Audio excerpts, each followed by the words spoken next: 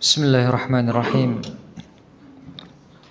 Assalamualaikum warahmatullahi wabarakatuh.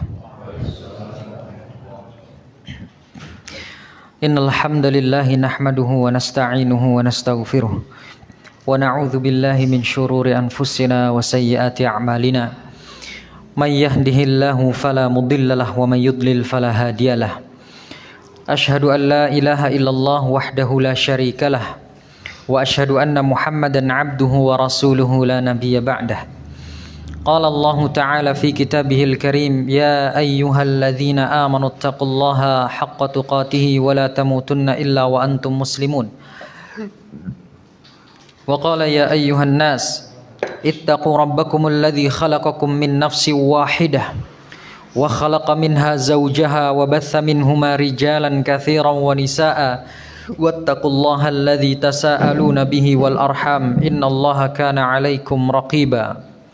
Wa qala ya ayyuhalladzina amanu taqullaha wa qulu qawlan sadida yuslih lakum a'malakum wa yaghfir lakum dhunubakum wa may yuti'illaha wa rasulahu faqad faza fawzan 'azima.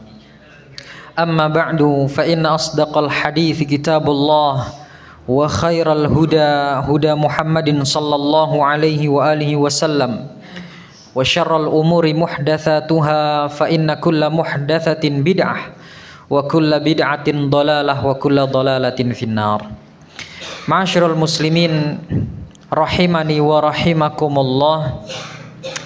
Alhamdulillah, kita bersyukur kepada Allah Subhanahu wa taala yang kembali memberikan kesempatan kepada kita untuk berkumpul di tempat yang mulia ini dalam suasana yang indah, suasana untuk bertaqarrub ilallah, mendekatkan diri kepada Allah Subhanahu wa taala dengan berbagai macam amalan yang disyariatkan kepada kita semua.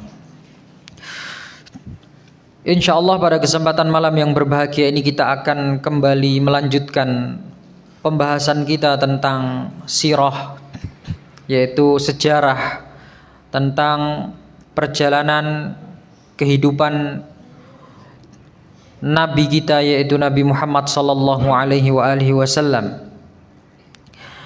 Dan pada kesempatan yang terakhir, kesempatan yang lalu, pembahasan kita telah sampai pada pembahasan tentang renovasi Ka'bah, ya, peristiwa perenovasian Ka'bah, di mana ini terjadi 5 tahun sebelum Nabi Shallallahu Alaihi Wasallam dilantik oleh Allah Subhanahu Wa Taala menjadi seorang nabi, atau di usia beliau yang ke-35 tahun. Peristiwa-peristiwa yang terjadi ketika pembangunan Ka'bah itu kemarin sudah kita bahas, serta latar belakang kenapa kemudian orang-orang Quraisy ini mereka berinisiatif atau mempunyai inisiatif untuk membangun kembali Ka'bah, ya. Di antara alasannya kemarin telah kita sebutkan bahwa karena usia Ka'bah yang sudah sangat tua sekali, sehingga banyak bagian-bagian dari bangunan Ka'bah itu yang mulai rusak. Ditambah parah lagi kerusakannya dengan adanya begitu banyak kiswah yang menggantung di Ka'bah itu, sehingga membuat beban Ka'bah itu menjadi sangat berat sekali. Karena setiap kali ada pembesar yang datang ke situ, mereka memberikan kiswah tanpa melepas kiswah yang sebelumnya. Jadi ditumpuk-tumpuk sampai semakin banyak. Belum lagi pernah terjadi peristiwa kebakaran di Ka'bah itu yang menyebabkan kondisi Ka'bah semakin memburuk. Sehingga karena peristiwa-peristiwa ini kemudian ada juga pernah diterjang oleh banjir pada saat itu, ya. Sehingga kemudian peristiwa-peristiwa tersebut membuat kondisi Ka'bah semakin lama semakin memburuk, semakin memprihatinkan, sehingga orang-orang Quraisy pada saat itu mereka bersepakat untuk kembali merenovasi Ka'bah, membangun kembali Ka'bah yang baru di atas pondasi yang sama. Berbagai macam kejadian ya. Telah kita sampaikan yang intinya atau kesimpulannya pada akhirnya kemudian Ka'bah ini dibangun tidak seperti pondasi sedia kala, ya. Karena kurangnya harta yang halal untuk digunakan membangun Ka'bah itu, dan mereka sepakat tidak akan membangun Ka'bah dengan harta-harta yang haram yang mereka miliki. Jadi uang untuk membangun yang digunakan untuk membangun Ka'bah hanya dari hasil yang halal-halal saja. Dan itu sangat sedikit sekali sehingga bangunan Ka'bah tidak seperti yang sedia kala. Mereka bangun bangunan Ka'bah tersebut seperti yang saat ini bisa kita saksikan. Ya, bangunannya persegi, kotak gitu. Sedangkan masih ada sisa bangunan, sisa pondasi, ya, atau dikenal dengan Hijr Ismail itu diberi pagar sedikit, itu juga bagian dari Ka'bah, namun tidak dibangun karena bukan tidak mau, tapi karena memang kekurangan dana pada saat itu. Dan kenapa Rasulullah SAW ketika umat Islam sudah jaya, umat Islam sudah menang, beliau berhasil menaklukkan kota Makkah, ya, dengan Fathu Makkah pada saat itu, kenapa Rasulullah tidak membangun ulang Ka'bah sesuai dengan pondasi sebelumnya? Maka alasan yang dikemukakan oleh Rasulullah adalah karena khawatir akan terjadinya fitnah dari kaum muslimin pada saat itu yang baru masuk Islam, ya. Sehingga dibiarkanlah bangunan Ka'bah itu seperti itu sampai sekarang, ya. Itu peristiwa renovasi Ka'bah yang telah kita bahas pada kesempatan yang lalu. Nah, kemudian jamaah yang dirahmati Allah Subhanahu wa taala, pada kesempatan malam yang berbahagia ini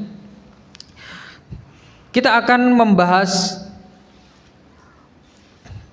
sebuah atau beberapa hal yang akan mengantarkan kita kepada peristiwa pelantikan Rasulullah sallallahu alaihi wasallam menjadi seorang nabi. Kita akan membahas tentang pribadi mulia yang dimiliki oleh Nabi Muhammad SAW sebelum kenabian. Jadi Nabi Muhammad SAW ini, beliau menjadi sosok yang sangat mulia, mempunyai banyak keistimewaan dan keunggulan di atas rata-rata masyarakat Arab pada saat itu. Ya. Beliau yang paling unggul di antara kebanyakan masyarakat Arab pada saat itu. Beliau dengan kecerdasan dan pikiran beliau yang jernih mengamati kondisi negerinya pada saat itu. Beliau mempelajari pola kehidupan bangsa Arab, ya, pada saat itu. Ya. Dan pada saat itu beliau merasa risih dengan kebiasaan-kebiasaan yang dilakukan oleh kaumnya, oleh orang-orang Quraisy pada saat itu, ya. Beliau merasa nggak cocok kehidupan beliau dengan masyarakat-masyarakat Arab, ya. Karena sebagaimana yang kita ketahui di masa jahiliyah, orang-orang Arab itu mereka gemar melakukan kezaliman, menindas orang yang lemah, ya, saling menipu satu sama lain dan lain sebagainya, saling berperang, ya. Pokoknya bagaimana mereka mendapatkan keuntungan dengan cara apapun itu, tidak peduli, bahkan walaupun dengan menghilangkan nyawa orang lain atau kehormatan orang lain, ya. Sehingga kondisi seperti ini nggak cocok bagi Nabi Muhammad. Beliau merasa ini kehidupan yang aneh, yang sangat buruk, ya, yang sangat menjijikkan. Beliau merasa demikian, sehingga melihat beliau itu nggak mau kumpul-kumpul bareng dengan kaumnya, itu nggak mau, ya, kecuali dalam perkara-perkara yang memang membawa manfaat. Seperti sebelumnya, ya, membangun Ka'bah, merenovasi Ka'bah, ini kan sesuatu yang bermanfaat. Beliau baru kumpul, ikut serta, ya, ikut membantu membangun Ka'bah dan lain sebagainya. Tapi untuk hari-hari biasa beliau memilih untuk menyendiri, ya. Beliau tidak mau. Nah, jamaah yang dirahmati Allah Subhanahu wa taala, kondisi bangsa Arab yang begitu buruk pada saat itu, membuat Nabi Shallallahu Alaihi Wasallam kemudian mempunyai keinginan untuk menjauh dari mereka, pergi dari orang-orang jahiliyah ini, dari kaumnya. Akhirnya pergilah beliau ke sebuah bukit yang dikenal dengan Jabal Nur sekarang, ya, Bukit Cahaya artinya. Penamaan ini Jabal Nur dinamakan Bukit Cahaya ini, penamaan ini terjadi setelah peristiwa Nabi Muhammad SAW menerima wahyu dari Allah Subhanahu Wa Taala. Ya, sebelumnya tidak dinamakan demikian. Beliau memilih untuk pergi ke sebuah bukit yang terletak cukup jauh dari tempat tinggal beliau, dari desa beliau, dari Makkah itu. Ya. Namun masih terlihat. Kalau sekarang jaraknya mungkin saya pernah mendapatkan informasi dari kawan-kawan yang pernah ke sana, kurang lebih jaraknya dari Masjidil Haram ke Jabal Nur itu kalau naik kendaraan sekitar 10 menit atau 15 menitan lah, 10 atau 15 menit. Itu pakai kendaraan. Lah kalau jalan kan jauh, ya. Nah itu Nabi Shallallahu Alaihi Wasallam berjalan ke Jabal Nur itu. Beliau naik ke bukit tersebut, ke puncak yang tinggi yang menghadap langsung ke arah kota Makkah, ke arah Ka'bah, sehingga walaupun beliau dari kejauhan masih bisa melihat keseharian orang-orang Arab di sana. Beliau masih bisa melihat kampung halamannya sambil beliau merenung di sana, ya, berfikir, berzikir kepada Allah, ya, sambil melihat orang-orang atau kaumnya yang ada di tempat beliau itu, di kampung beliau. Nah, di situ jamaah yang dirahmati Allah Subhanahu Wa Taala ada semacam tumpukan-tumpukan batu, ya, yang digunakan oleh Nabi Shallallahu Alaihi Wasallam untuk berteduh di situ, berteduh dari sengatan panasnya matahari. Tidak terlalu dalam, mungkin sekitar 1 atau 2 meter, ya, dalamnya, dan tidak terlalu besar. Dan itu yang dikenal dengan sebutan Gua Hira itu.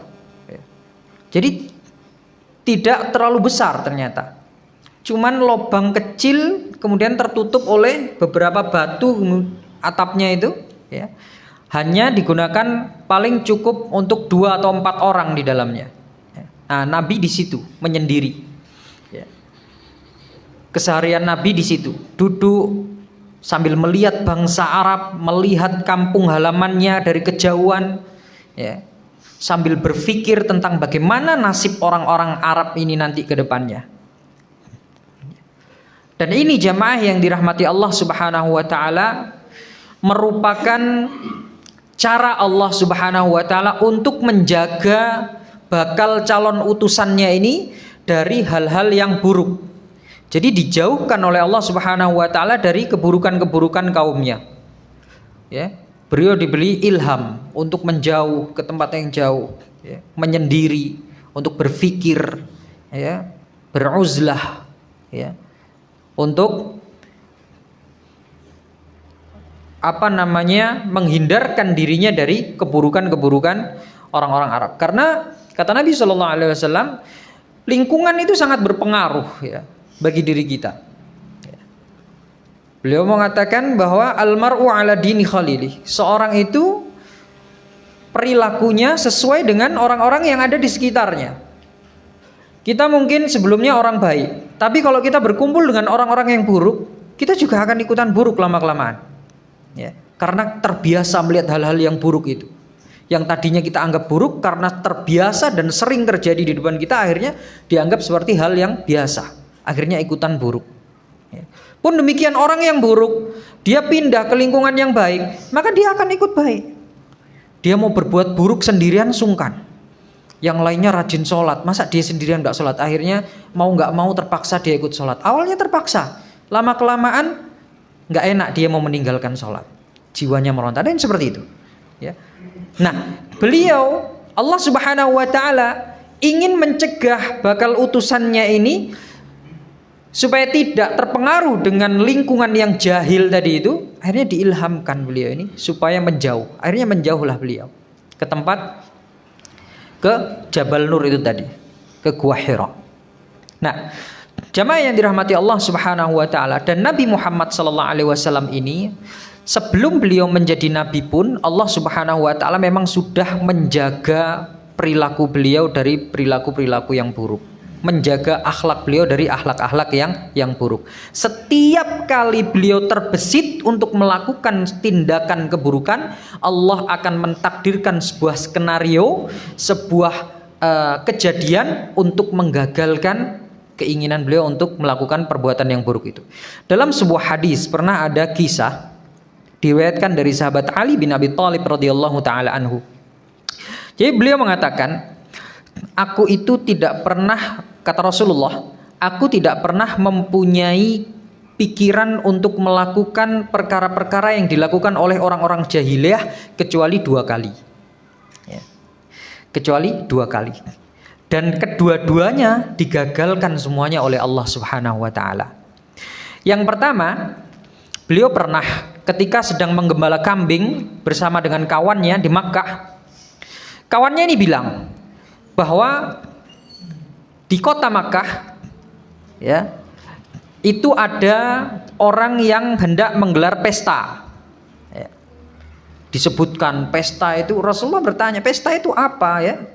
Kemudian diberitahu bahwa pesta itu adalah suatu perayaan untuk merayakan pernikahan dan lain sebagainya. Di dalamnya banyak makanan, banyak biduan, banyak minum-minuman dan lain sebagainya. Sehingga Rasulullah SAW mendengar hal ini, tertarik beliau. Beliau penasaran.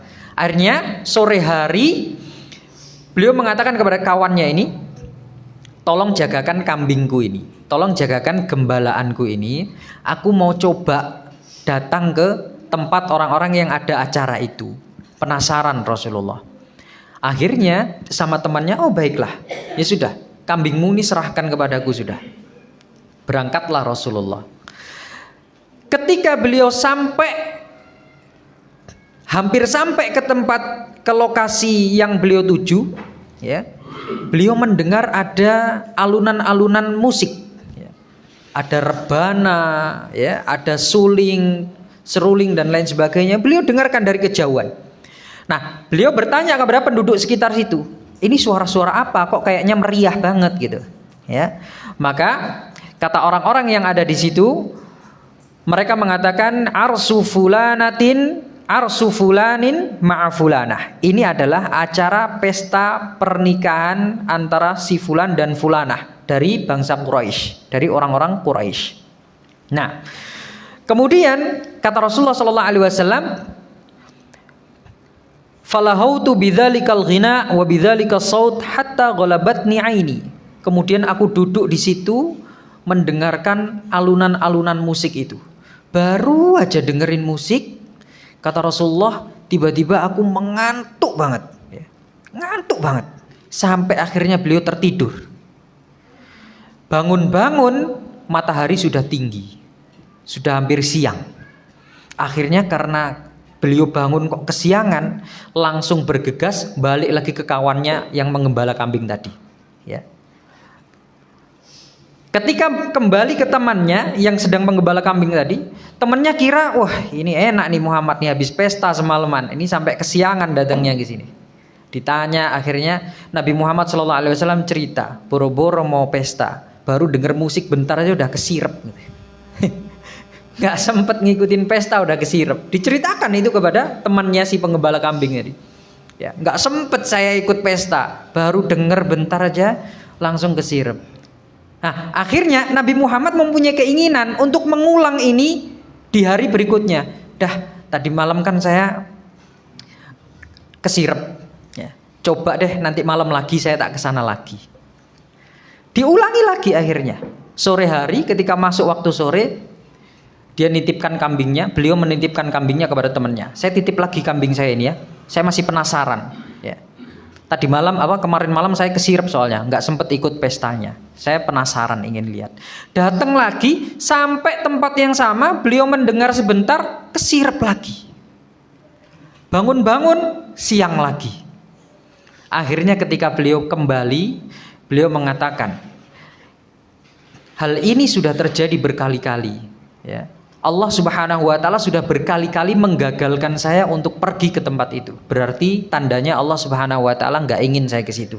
Akhirnya setelah itu beliau nggak pernah terbesit untuk mempunyai keinginan kembali ke tempat itu. Ya. Nah, ini bentuk penjagaan Allah Subhanahu wa taala kepada beliau.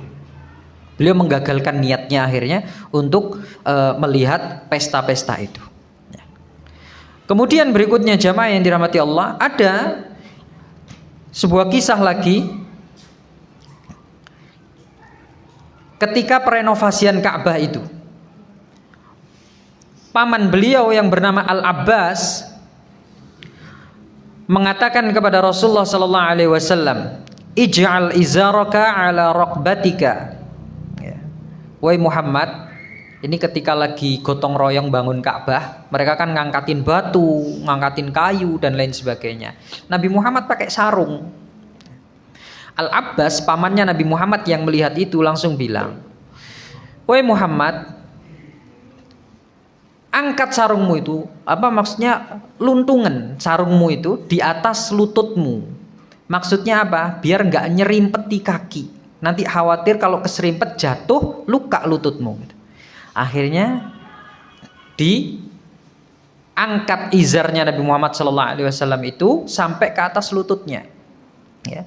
Ketika diangkat malah kejungkel Nabi Muhammad. Ya. Diangkat itunya sarungnya, niatnya diangkat supaya nggak keserimpet, tapi diangkat malah Nabi Muhammad kejungkel. Ya. Pada saat itu langsung Nabi Muhammad duduk sembari melihat ke atas langit, mengatakan, izari, iki goro-goro sarungku ini. Ya. Gara-gara sarungku tak linting malah keserimpet, malah jungkel. Akhirnya dikembalikan lagi ke bawah dan justru diikatkan ke kakinya semakin kuat supaya tidak tersingkap. Nah, jamaah yang dirahmati Allah, ini bentuk penjagaan Allah Subhanahu wa taala kepada Nabi. Kita tahu Nabi Muhammad itu adalah orang yang sangat menjaga harga dirinya. Sehingga Allah Subhanahu wa taala pun menjaga harga diri beliau.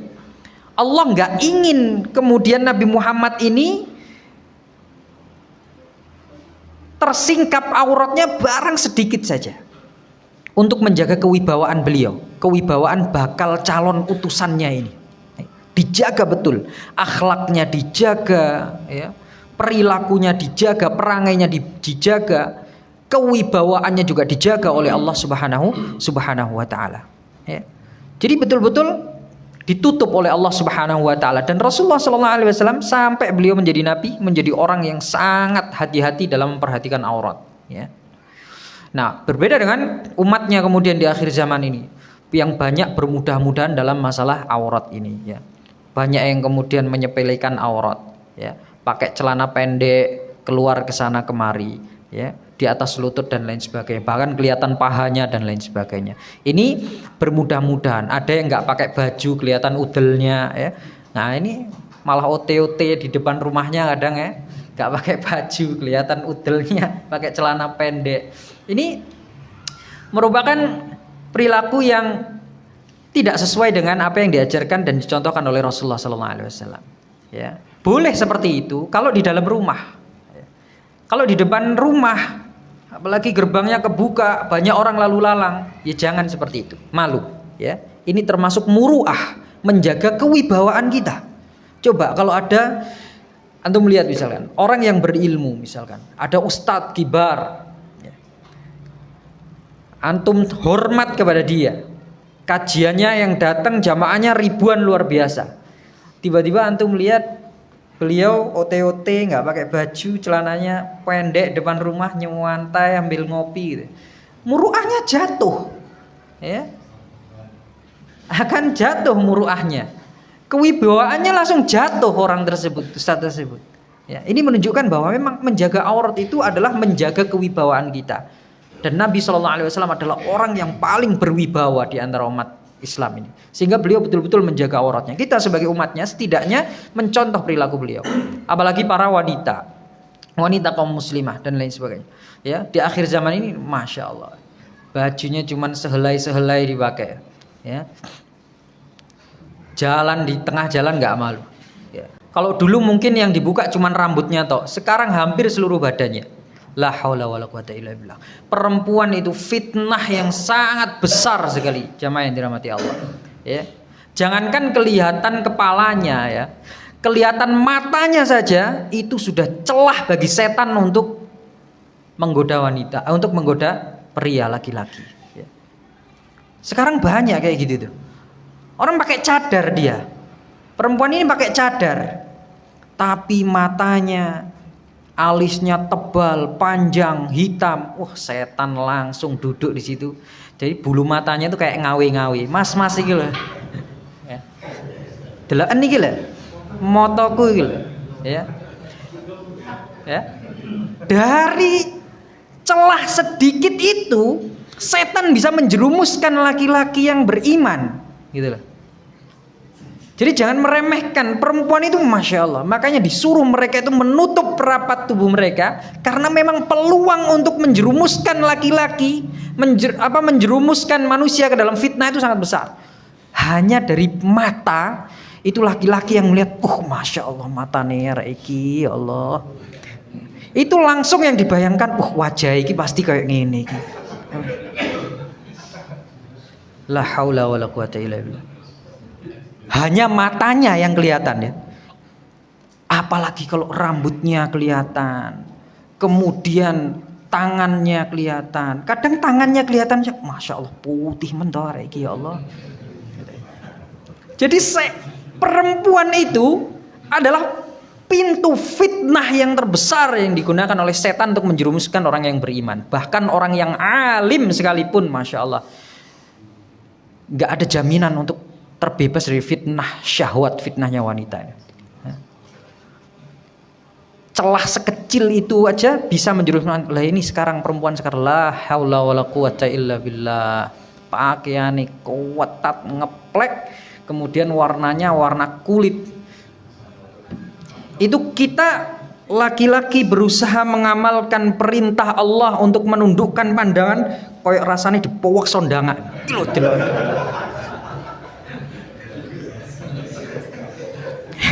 Iya kan? Antum ngerasain gak itu? Istighfar antum. Ya.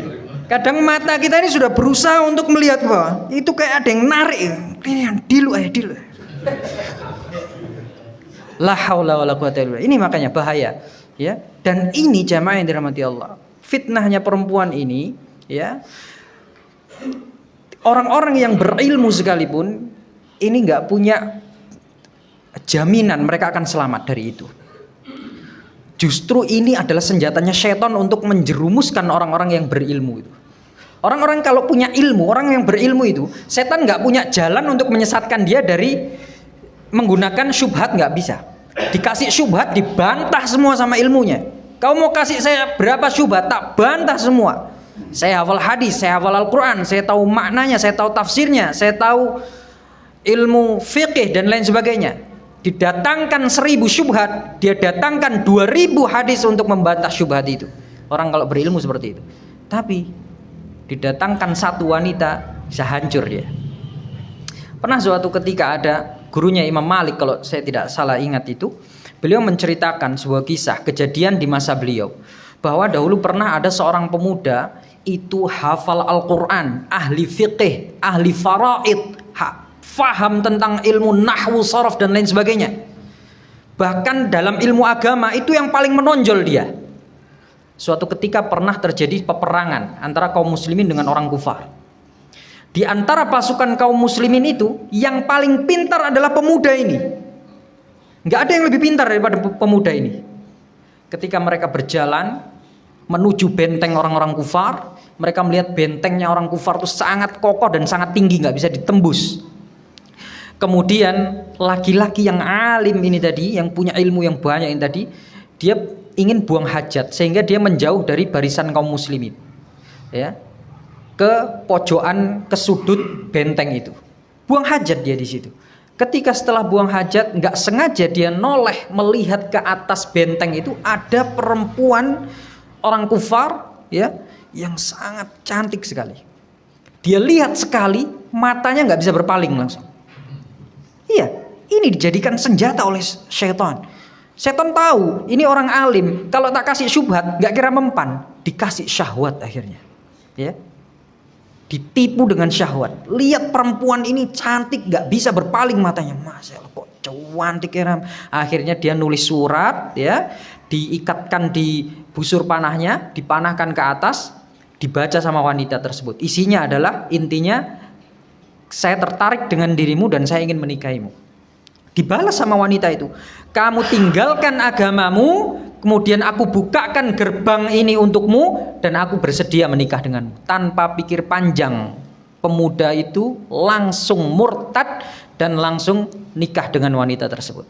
Kaum muslimin yang ada pada saat itu kewetone, Masya Allah, kok bisa-bisanya orang yang sealim itu paham tentang ilmu agama dan lain sebagainya, Al-Quran hafal beserta dengan makna-makna tafsirnya semuanya dia tahu. Kok bisa semudah itu tertipu dengan wanita? Akhirnya setelah peristiwa perangan itu selesai, lama setelah itu berselang, terjadi lagi peperangan di tempat yang sama. Dan kaum muslimin melihat laki-laki itu berdiri dengan gagahnya di atas benteng kaum kufar itu bersama barisan orang-orang kufar itu. Akhirnya orang-orang Islam yang tahu pemuda itu, loh, itu anak muda yang dulu murtad itu, akhirnya disorai. Wahai pemuda, ya, namanya saya lupa. Mana hafalan Al-Qur'anmu yang dulu pernah kamu hafal? Mana ilmu agamamu yang dulu pernah kau pelajari itu? Di mana semuanya? Kok kamu sekarang berdiri petentang-petenteng di hadapan umat Islam? Akhirnya dia menjawab, nggak ada satu ayat pun dari Al-Quran yang aku hafal kecuali satu ayat tok. Semuanya sudah lupa kecuali hanya satu ayat. Disebutkan ayatnya yang masih ingat itu. Ya, dzarhum ya'kulu wa yatamatta'u wa yulhihimul amal fasaufa ya'lamun. Ayat tersebut artinya biarkan mereka makan dan minum di dunia ini dan tertipu dengan amal perbuatannya. Nanti di akhirat dia akan tahu balasannya. Cuman ayat ini tok yang dia ingat. Seolah-olah ayat ini menjadi tamparan buat dirinya, gitu. Ayat yang lain 30 juz itu satu Al-Qur'an lupa semua. Cuman ayat ini tok. Artinya biarkan dia makan dan minum di dunia ini. Biarkan dia berbuat semaunya. Ya. Fasaufa ya'lamun. Nanti di akhirat dia akan tahu resiko dari perbuatannya itu. Ya. Jadi ingat, syahwat bahaya, ya. Makanya aurat ini perlu sekali untuk dijaga, terutama kaum muslimah, ya. Jangan mentang-mentang sudah pakai cadar kemudian aman dari fitnah. Enggak. Sekarang orang pakai cadar itu dibuat fashion, ya.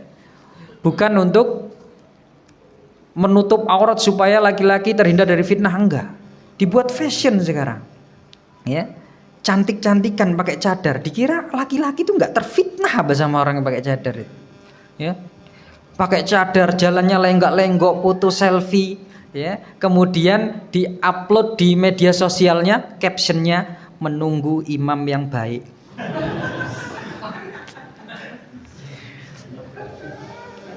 Kebuacut ya, nyari imam yang baik itu ya tahajud doa. Ini enggak gaya di depan kamera, diupload di media sosial. La haula wala quwata illa billah. Maka jemaah yang dirahmati Allah Subhanahu wa taala, ini ya, Rasulullah sallallahu alaihi wasallam itu dijaga oleh Allah Subhanahu wa taala muruahnya, kewibawaannya dijaga, ya, ditutup auratnya, ya, baik aurat di dalam, baik aurat fisik tubuhnya maupun aurat yang ada di dalam jiwanya. Ya, sehingga beliau tidak pernah melakukan hal-hal yang buruk. Beliau itu nggak mau berbicara omongan-omongan yang kotor. Beliau tidak mau memakan sesembelihan yang diatasnamakan Latta dan Uzza, ya. Karena orang-orang dahulu mereka kalau nyembelih binatang kurban itu atas nama Latta dan Uzza, ya. Dengan menyebut nama Latta dan Uzza, dengan menyebut nama berhala si ini dan itu. Rasulullah nggak mau memakan sesembelihan mereka karena Rasulullah tahu ini sesembelihan bukan atas nama Allah. Ya. Walaupun beliau belum menjadi nabi, tapi beliau sudah nggak mau, ya, makan makanan atau makan sesembelihan yang diatasnamakan atas selain Allah Subhanahu wa taala. Karena orang-orang kafir Quraisy di masa lalu mereka itu tahu Allah, ya. Mereka kenal Allah sebagaimana yang sering saya sampaikan. Bahwa orang kafir Quraisy di masa lalu itu bukan orang-orang yang tidak tahu Allah. Enggak. Nabi Muhammad itu diutus kepada kaum yang mengenal Allah, beribadah kepada Allah, mereka gemar bersedekah dan lain sebagainya. Hanya saja mereka ini membuat sekutu-sekutu bagi Allah Subhanahu wa taala, membuat tandingan-tandingan bagi Allah. Ya. Ini. Mereka percaya Allah yang menciptakan mereka. Mereka percaya Allah yang memberikan rizki. Tapi ketika menyembelih, ketika berkurban, tidak menyebut nama Allah, justru menyebut nama berhala-berhala itu. Padahal menyembelih ini adalah termasuk salah satu bentuk ibadah yang tidak boleh kita palingkan. Ya. Gak boleh kita menyembelih, ya, ini saya persembahkan untuk Nyi Roro Kidul misalkan. Ini sembelihan ini saya persembahkan sebagai rasa terima kasih kami kepada Sang Baurekso, Sang Penunggu Lautan, Sang Penunggu Hutan, Sang Dewi Sri dan lain sebagainya. Ya. Ini merupakan kemusyrikan, ya, merupakan kemusyrikan, nggak boleh ini. Ya. Karena adzabah, menyembelih itu merupakan salah satu bentuk ibadah. Jadi nggak boleh diperuntukkan kepada selain Allah Subhanahu wa taala. Ini bentuk kesyirikan. Ya, bentuk kesyirikan. Dan Nabi SAW nggak mau makan dari sembelihan orang-orang kufar pada saat itu. Betul-betul dijaga jiwanya oleh Allah Subhanahu wa taala. Nah, jamaah yang dirahmati Allah Subhanahu wa taala. Kemudian Nabi Muhammad SAW ini beliau memperbanyak waktunya itu untuk menyendiri, berkhalwah di Jabal Nur itu tadi, menjauhkan diri dari umatnya karena khawatir nanti beliau akan terpengaruh dengan orang-orang di situ. Nah, semenjak Nabi Muhammad SAW itu menyendiri di Gua Hira itu, banyak sekali kemudian Rasulullah itu bermimpi tentang suatu kejadian-kejadian yang akan dialami oleh orang-orang Arab. Dan mimpi itu selalu kenyataan. Nabi Muhammad bermimpi besok ada peristiwa ini. Ketika beliau turun, ya, ternyata melihat betul ada peristiwa itu kejadian. Dan ini sering. Ini dinamakan dengan ru'yah as-sadiqah, mimpi yang nyata. Ya. Dan ru'yah sadiqah ini kata Nabi Muhammad SAW adalah satu dari 64 cabang tanda kenabian. Ya. Jadi ada begitu banyak tanda-tanda kenabian, salah satunya adalah ar-ru'yah as-sadiqah. Nah, Nabi sebelum dilantik menjadi Nabi itu sudah sering mengalami ru'yah sadiqah ini. Sudah sering mengalami mimpi-mimpi yang menjadi kenyataan ini. Ketika semenjak beliau berkhalwat menyendiri di Gua Hira. Sering mimpi besok ada kejadian ini, kejadian betul. Ya. Besok ada kejadian itu, kejadian betul. Dan ini sering terjadi. Dan ini memang salah satu bentuk dari tanda-tanda kenabian. Nabi SAW dalam sebuah sabdanya, beliau mengatakan ar-ru'ya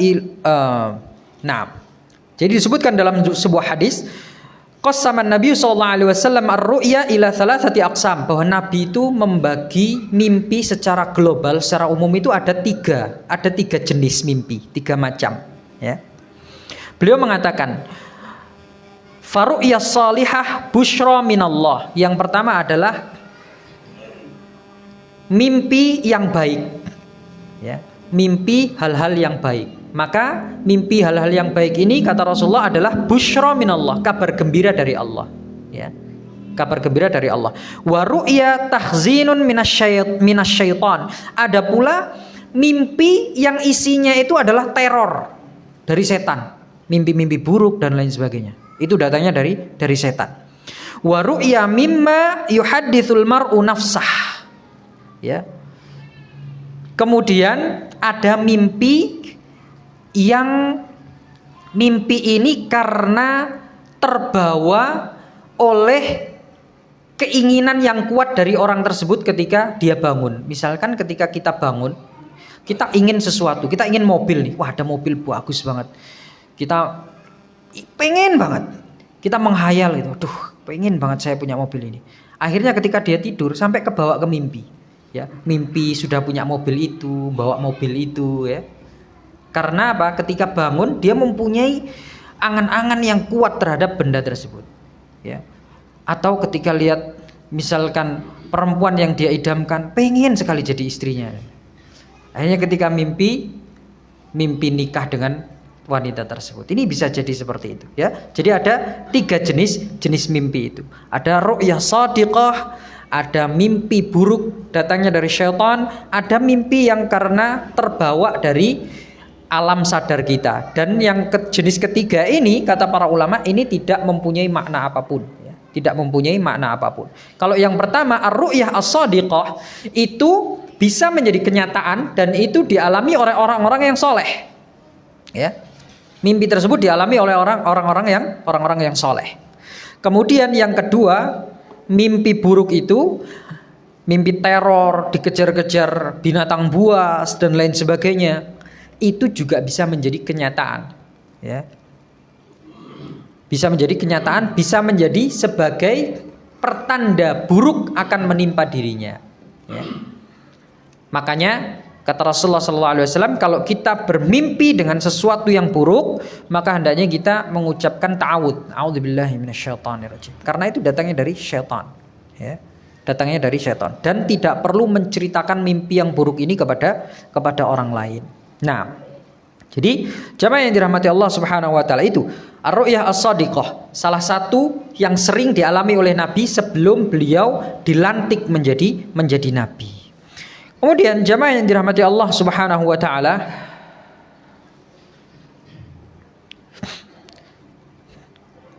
jadi begitu. Nabi Muhammad sallallahu alaihi wasallam